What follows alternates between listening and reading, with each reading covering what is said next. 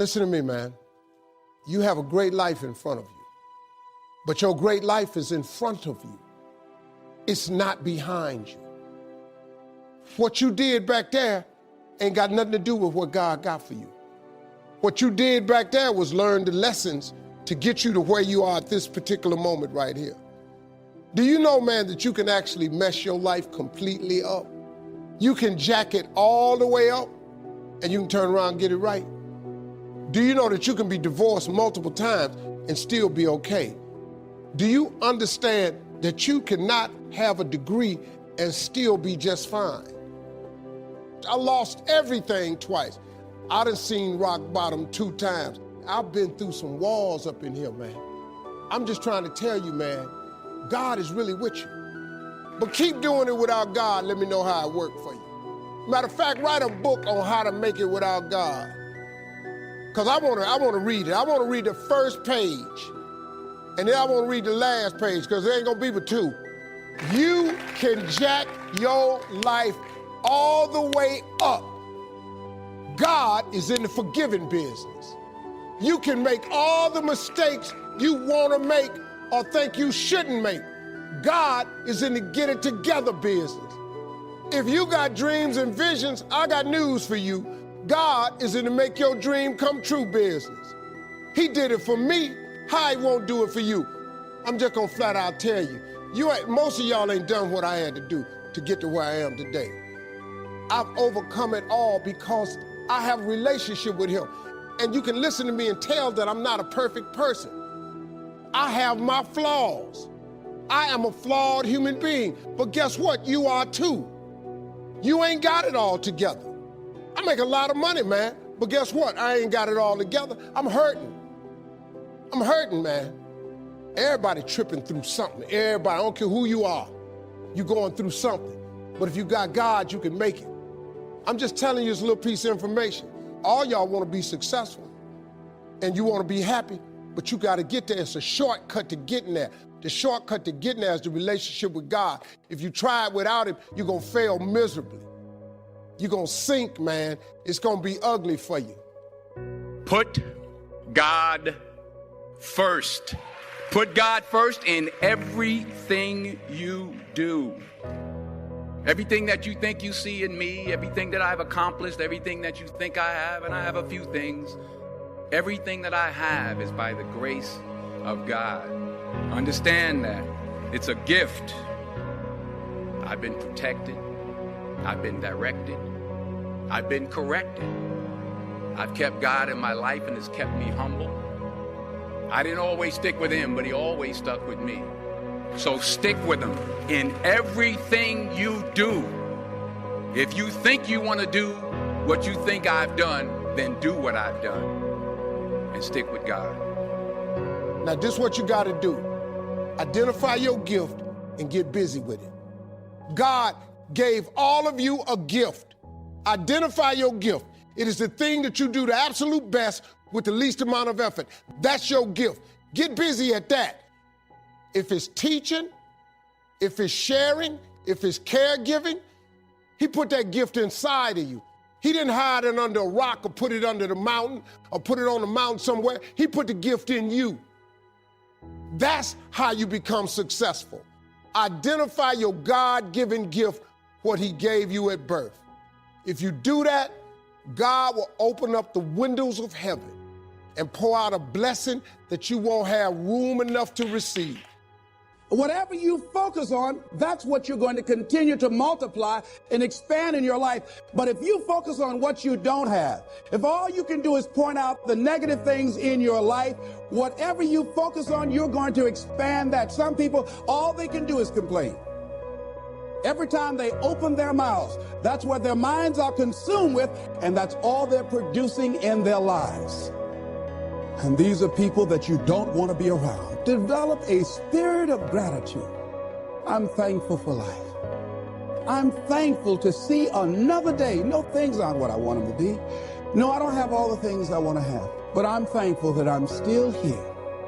I have another opportunity, another day to live, another chance to contribute, another chance to make a difference in life.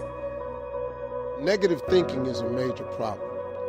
because you got to get control of this. You actually can control what this does. No one else is in charge. If you want to be successful, you have to get control of this. Look, you can eradicate negative thinking from your life. Now, it's not going to say you're not going to ever have a negative thought. That's not human. I have them, but I don't have them nowhere near as frequent as I used to because I learned what they are, how they work. I get rid of them. I don't have time for you. I'm on a positive track. I got things I'm trying to accomplish. I'm trying to be successful and I'm trying to be happy. If you're trying to be successful or happy, you have no room for negativity. The best way to mask yourself from negativity every morning is to start with gratitude. I'm telling you, man, it's a very simple process. Now, there are some books that you can buy.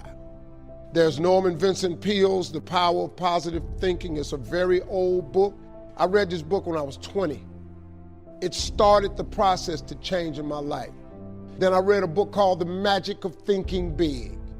This just trains you how to think big. You know, it doesn't take any more brain power to think big than it does small. Big thinking gets rid of negativity. Dreams and visions gets rid of negativity. Now, what you cannot do is bury yourself by using your success compared to other people. See, because here's the danger. Let me teach you this. Success is not how far you got. Because see, you're going to be disappointed all the time. Because somebody always further than you. So now you'll forever be disappointed. Success ain't how far you got. Success is how far you got from where you started. So begin to give thanks for what you have. Whatever you focus on, remember now, you want to become aligned with the universe. If you have scarcity in your life, it's because you have a consciousness of scarcity. As you begin to become thankful for what you have, for the abundance that you now know is coming your way, that you're attracting to you, for the good relationship that is coming your way right now, it will begin to create incredible opportunities for you to begin to improve your life and the quality of life of people around you. I've always known this, but somebody told me something one time about forgiveness. Forgiveness is not for the other person. Forgiveness is you. See, your unwillingness to forgive another person is like you sipping the poison, waiting on them to die. You can't sip the poison of unforgiveness and expect them to die. Forgiveness is for you. You can't drive your car looking in the rearview mirror. If you keep looking in the rearview mirror, you're going to keep crashing your car. There's a reason why the rearview mirror is this big and the windshield is this big. That's a reason for it. Because all the rearview mirror does is allows you to see what you've passed and to prevent what you've passed from coming up on you again. That's all the rearview mirror is for. The windshield is your future. It's where you're going. It's where you're headed.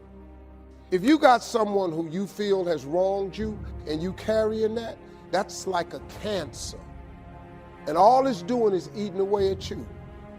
Do you know how many people I've had to forgive that have never asked me for forgiveness? You know how many people I just let go so I could just go where God had for me? Because I just ain't had no more time to spend no more time thinking about that. Look, man, if you got something that's been bothering you in your life, get past it. See, if God wakes you up in the morning, it's a sign from God that he ain't through with you yet. That's why he wakes you up. When he's done with you, you won't wake up no more. But as long as he got something for you, he keeps waking you up. Why don't you wake up to go see what that is? Don't lay there wallowing in your past, man. Your past is back there. I would rather show the world what love do through forgiveness than sit up in here and win a damn argument. Give forgiveness. Many of us do not realize that we cannot grow, that we are blocking ourselves, we are blocking our good in the universe. We're literally standing in the way of the flow of what life has for us because we haven't learned how to forgive. We haven't learned how to let things go so we can get on with our lives. When we forgive, ladies and gentlemen, it's not for the other person, it's for you. It's not for them, not because they deserved it or they earned it. You're forgiving other people. First of all, you've got to forgive yourself. But when you forgive other people, it is mentally and spiritually healthy to forgive. To let that luggage go, as Paul said, forgetting those things which are behind, reaching forth unto those things which are before. Oh, we hear it, but it's hard to do. It's hard. And we all have to